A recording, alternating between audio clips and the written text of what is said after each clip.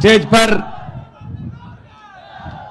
देश के एक ऐसे आम घर से निकले हुए कदम जिन्होंने करोड़ों लोगों को एक उम्मीद दी, बदलाव की उम्मीद दी, करप्शन फ्री समाज की नींव रखी। माननीय मुख्यमंत्री दिल्ली और आम आदमी पक्ष के नेशनल कन्वीनर अरविंद केजरीवाल जी, पृथ्वी रेड्डी जी, कर्नाटका की हमारी पूरी टीम जो दिन रात पर्दे के पीछे काम करती है, और आप रीढ़ की हड्डी आम आदमी पक्ष की, आम आदमी पार्टी की, दूर दूर से चलकर यहां पे आए वॉलंटियर वर्कर और आम आदमी पार्टी से प्यार करने वाले और कर्नाटका को नंबर 1 और देश को नंबर 1 देखने वाले, सबको यहां पे खुश आमदीद, वेलकम। जब मैं कर्नाटका आया तो मैंने बात की कुछ लोगों से, तो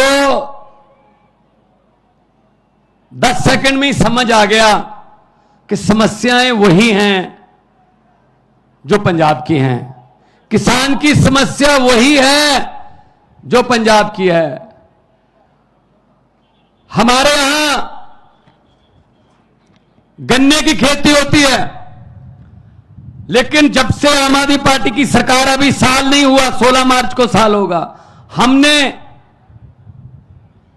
गन्ने के उत्पादकों का 300 करोड़ रुपया जो पिछली सरकारों ने नहीं दिया था, आते ही सबसे पहले वो दिया, और गन्ने का रेट 380 रुपए क्विंटल है। पंजाब में, देश में सबसे ज्यादा रेट पंजाब में मिलता है, और मुझे पता चला यहां पे तो 200, 180, 220 तक मिलता है। और हमारी भी जो गन्ना मिलें हैं वो कई कई साल पैसे नहीं देती थी, यहां भी यही हाल है। तो समस्याएं हमारी वही हैं। मुझे पता चला 2.5 लाख वैकेंसीज हैं गवर्नमेंट जॉब्स में, 2.5 लाख पद खाली हैं, और आम आदमी पार्टी की सरकार बनी एक साल में 27,790 नौकरियां देकर आपके बीच में खड़ा हूं भाई साहब, सरकारी नौकरियां एक साल में। और मुझे पता चला कि कॉन्ट्रैक्ट पर जितने भी कर्मचारी हैं वो कच्चे हैं, उन पर तलवार लटकती है, कब निकाल देंगे, कब कह देंगे घर जाओ, आपकी जरूरत नहीं है। और पंजाब सरकार ने 14,000 पहले किए, अभी हमारा बजट का सेशन आ रहा है, उसमें भी मता आ रहा है 14,000 अब करेंगे। 28,000 कॉन्ट्रैक्ट वाले जो मुलाजिम थे कच्चे, उनको पक्के करके आपके बीच में खड़ा हूं भाई साहब। कोई हवा में बातें नहीं करते, हम हवा में बातें नहीं करते। यहां भी वही मुद्दा है, OPS, old pension scheme. Old pension scheme में क्या था, सरकारी कर्मचारी दफ्तर में काम करता था, जॉब करता था, तो उसकी तनख्वाह में से पैसे करते थे जीपीएफ के, ईपीएफ के। जब वो रिटायर हो जाता था तब उसको इकट्ठे पैसे मिल जाते थे, वो अपना घर बना लेता था, अपने बेटे बेटियों का किसी का भी कोई गिफ्ट दे देता था, तो उसकी जिंदगी आराम से निकलती थी। अब क्या कर रहे हैं भाई साहब, अब भाई साहब का फरमान आ गया दिल्ली से, इनके पैसे काट तो लो लेकिन इनको मत दो, शेयर मार्केट में लगा दो, वहां से नीरव मोदी, विजय माल्या, ये अडानी सब ले जाएंगे। और जब तक आप रिटायर होंगे आपको कहा जाएगा बहुत बहुत धन्यवाद, आपने बहुत अच्छी सरकारी नौकरी की, पेंशन तो आपकी नीरव मोदी ले गया और अडानी ले गया। यह न्यू पेंशन स्कीम है उनकी, that's called new pension scheme. तो हम ओपीएस को हमने अपने पहले नोटिफिकेशन जारी किया, अब हमने कैबिनेट में इसको लेके आए हैं। हम केंद्र के साथ लड़ाई लड़ेंगे कि हमारा पैसा वापस दो। 18,000 करोड़ हमारा जो पेंशन का, old pension, new pension scheme का जो इन्होंने रखा है, वो वापस लेने के लिए हम लड़ाई लड़ेंगे, मुलाजमों के साथ लड़ाई लड़ेंगे। तो ये तो इनके कारनामे हैं। हम हवा में बात नहीं करते। अरविंद केजरीवाल जी ने कहा दिल्ली में मैं बिजली फ्री कर दूंगा। अरविंद केजरीवाल जी ने कहा मैं स्कूल अच्छे बना दूंगा। तो मजाक कर रहे थे ये लोग, ऐसे कैसे हो सकता है। जब स्कूल अच्छे बनने शुरू हुए, धीरे धीरे स्कूलों में टीचर्स जो हैं उनको विदेशों में ट्रेनिंग देकर धीरे धीरे बच्चों का रिकॉर्ड, बच्चों का पास प्रतिशत बढ़ता गया। आज दिल्ली के स्कूलों का पास प्रतिशत प्राइवेट स्कूलों से ज्यादा है, 99.7% है जी। मैं तब पंजाब में अभी चुनाव नहीं हुए थे, मैं 2014 से एमपी था, 2019 में भी एमपी था। तो मैं दिल्ली रहता था जब पार्लियामेंट होती थी। सच मानिए मेरे पास दिल्ली के लोग आते थे, जब कोई पार्लियामेंट में काम करते हैं, जब पार्लियामेंट की कोई गाड़ी चलाता है, जब कोई मिल गया, वैसे उनको पता चल गया भगवंत मान का घर है, तो मेरे पास प्राइवेट स्कूल में एडमिशन के लिए सिफारिश नहीं आती थी। वो कहते थे जी दिल्ली के किसी सरकारी स्कूल में एडमिशन करवा दो, बच्चे की जिंदगी सुधर जाएगी। ये किया अरविंद केजरीवाल जी ने, ये किया मनीष सिसोदिया जी ने। बदले में क्या किया? मनीष सिसोदिया को गिरफ्तार कर लो। स्कूल क्यों बना रहा है? अगर स्कूल बन गए तो देश के नौजवान शिक्षित हो जाएंगे। शिक्षित हो गए तो उनको समझ आ जाएगी कि वोट जो है उसकी कीमत होती है। उनको पता चल जाएगा कि वोट नफरत के नाम पर नहीं, विकास के नाम पर डाला जाता है। इसीलिए वो कहते हैं कि मनीष सिसोदिया को अंदर कर दो। अस्पताल बनाए, मुफ्त इलाज होता है दिल्ली में। चाहे आपने पैरासीटामोल से लेकर बड़े बड़े इलाज 40 लाख तक के ऑपरेशन मुफ्त होते हैं भाई साहब दिल्ली में। इन्होंने कहा क्यों, ऐसा क्यों होता है भाई, लोगों को मरने दो, ऐसा नहीं हो सकता। तो सतेंद्र जैन को अंदर कर दो जिसने हॉस्पिटल बनाए। ये इनके काम चल रहे हैं। शाखाओं के हम वो पत्ते नहीं जो शाख से झड़ जाएं। आंधियों को जरा बोल दो अपनी औकात में रहें। ऐसे हम पर ईडी सीबीआई ये डालकर आप डरा नहीं सकते हमें, आप डरा नहीं सकते हमें। हम किसी और मिट्टी के बने हुए हैं भाई साहब।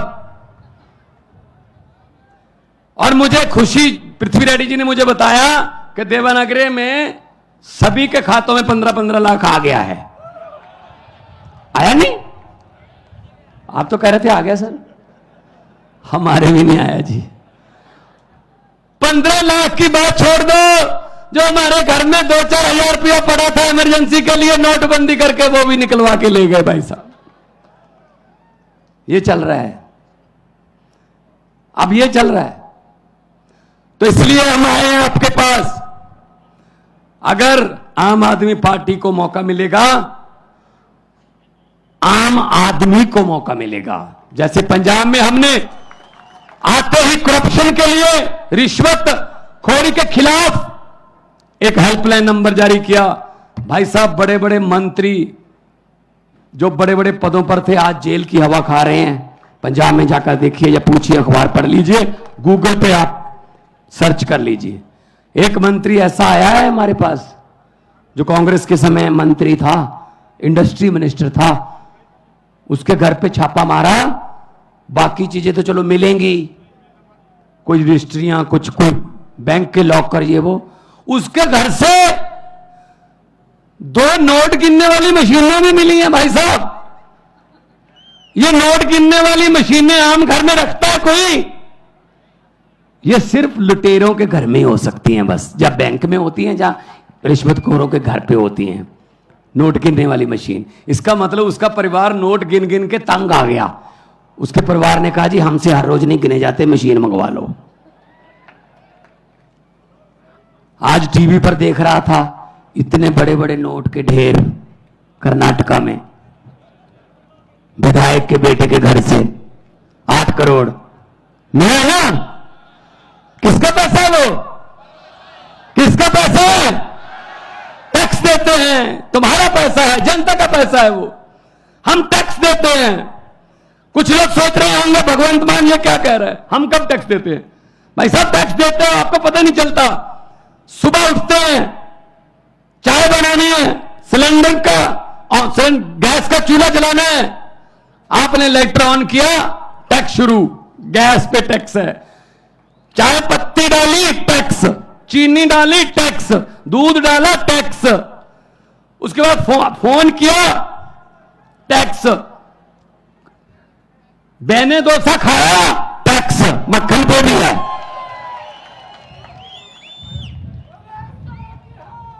अब तो छाछ पे भी टैक्स है, आटे पे भी टैक्स है। बाजार गए, मोटरसाइकिल लेके गए, डीजल पेट्रोल टैक्स, सब्जी लाए टैक्स, शाम को डिनर करके सोचते हो सोने से पहले शुक्र है अब कोई टैक्स नहीं है, नहीं नहीं गलतफहमी में हो, ऊपर पंखा चल रहा है टैक्स। भाई साहब हम तो सोते हुए भी टैक्स दे रहे हैं, जब हम सो रहे हैं तब भी टैक्स दे रहे हैं। तो इनके बेटों के घर से 8-8 करोड़ के पैसे मिलते हैं। 8 करोड़ तो वैसे एक छोटी सी झांकी है। तो ये चीजें खत्म करनी है तो सफाई करनी पड़ेगी, और सफाई के लिए कौन सा यंत्र यूज होता है? झाड़ू। झाड़ू चलेगा। इन भ्रष्टाचारियों को मैं कहना चाहता हूं कि जितने मर्जी इकट्ठे कर लो पैसे, हीरे, मोती, मगर ख्याल इतना रहे कफन पे जेब नहीं होती। सब कुछ यही रह जाता है भाई साहब। गरीब की बद्दुआ मत लो, गरीब की बद्दुआ परमात्मा की दरगाह, एक ही बात है, सीधी बात है। तो ये चल रहा है हमारे देश में, और वो आते हैं तरह तरह की बातें सुना के चले जाते हैं, तरह तरह की बातें। एक गांव था, वहां पे भैंसें चोरी होने लगी। गांव में अचानक से दूध देने वाली भैंसें किसानों की चोरी होने लगी। कभी एक भैंस चोरी होगी रात को, एक दिन 2 भैंसें चोरी हो गई, 3 भैंसें चोरी हो गई रातों रात। तो गांव वाले, एक साधु संत था, गांव में रहता था बाहर, उसके पास गए, संत जी हमारी तो भैंसें चोरी होने लगी हैं, कोई उपाय बताइए, बताइए क्या करें, कौन चोरी कर रहा है। तो संत महात्मा ने कहा एक चद्दर ओढ़ लेना ऊपर, चारों कोने पकड़ के 4 आदमी खड़े हो जाना, और पूरे गांव को चद्दर के नीचे से ऐसे बोल देना कि वो नीचे से चले जाएं, गुजर जाएं नीचे से। तो जिसने भैंस चोरी की होगी वो जैसे ही चद्दर के नीचे से गुजरेगा वो मर जाएगा। भाई साहब अनाउंसमेंट कर दी, चद्दर ओढ़कर 4 आदमी खड़े हो गए, सारा गांव चद्दर के नीचे से जा रहा है, जा रहा है, जा रहा है, पूरा गांव निकल गया चद्दर के नीचे से, कोई नहीं मरा। तो साधु संत से पूछा सर मरा ही नहीं कोई? तो साधु ने कहा जो चोरी करते हैं उनको तो चद्दर पकड़ा रखी थी, मरेगा कैसे, वो तो निकले नहीं चद्दर के नीचे से। तो भाई साहब चोरों को तो चद्दर पकड़ा रखी है देश की, और चोर ढूंढ रहे हैं अपने आप में से हम। ये बीजेपी, कांग्रेस, जेडीएस, ये सब चोर हैं, सब चोर हैं। ये इनको निकालो बाहर, इनको जनतंत्र से इनको निकालो बाहर, उसके बाद पकड़ेंगे इनको कि कितना किसने नुकसान किया। अभी मुझे पत्रकार पूछ रहे थे ये करप्शन से, भ्रष्टाचार से देश का कितना नुकसान हो गया होगा। मैंने कहा जी ये वो वाली बात है, एक दुकान में चोरी हो गई, कोई दुकान थी छोटी सी कोई पंसारी की, चोरी हो गई। तो अगले दिन गांव के लोगों को पता चला चोरी हो गई, उस गांव में जो दुकानदार है उसके पास अफसोस करने के लिए आने लगे। ऐसे ही उसने रेवड़ी वेवड़ी रखी हुई थी, वो जनवरी के दिन थे, तो जो भी आता था ऐसे रेवड़ी उठाई 10-15, 2-4 मुंह में डाल के बोले यार बहुत अफसोस हुआ, कितने मुझे पता चला चोरी हो गई। कहते हाँ जी चोरी हो गई। 1 आया, 2 आए, 10 आए, 15 आए। दोपहर के बाद सरपंच भी, गांव का जो प्रधान है, उसने भी कहा मैं भी जाके आता हूं।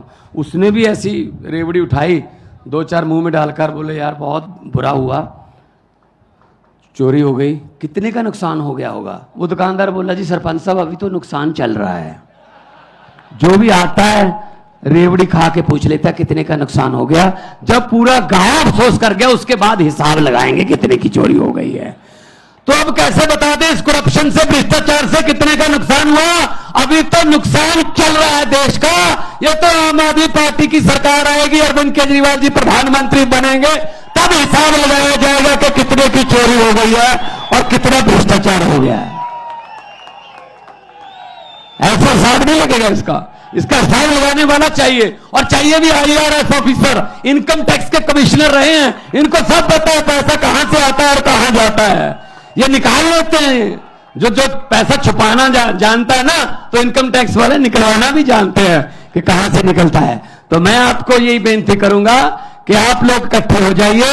जब लोग इकट्ठे हो जाते हैं, तो जब लोगों की आंधी तूफान बन जाता है, तो बड़े बड़े पेड़ जड़ से उखड़ के जो है उखाड़ के दो फेंक देते हैं, जैसे पंजाब में फेंके हैं। हम आपके साथ हैं। शहीदों की धरती, भगत सिंह और सुखदेव, और मैं ऊधम सिंह करतार सिंह सराभा की धरती से आया हूं। कर्नाटका भी वीरों की धरती है। हम लोगों ने देश के लिए, आजादी के लिए हमारे पुरखों ने अपनी कुर्बानियां दी हैं। इस आजादी को हम ऐसे किसी 2-4 परिवारों को सौंपने वाले नहीं हैं। ये देश किसी के बाप की जागीर नहीं है, ये 130 करोड़ लोगों का देश है। बहुत बहुत धन्यवाद, बहुत बहुत मेहरबानी। भारत माता की, बोलो सोनिहाल। बहुत बहुत धन्यवाद। नमस्कार नमस्कार नमस्कार। ಹೆಚ್ಚಿನ ವಿಡಿಯೋಗಳಿಗೆ ಪ್ರತಿಧ್ವನಿ ಯೂಟ್ಯೂಬ್ ಚಾನೆಲ್ ಸಬ್ಸ್ಕ್ರೈಬ್ ಮಾಡಿ, ಬೆಲ್ ಐಕಾನ್ ಕ್ಲಿಕ್ ಮಾಡಿ.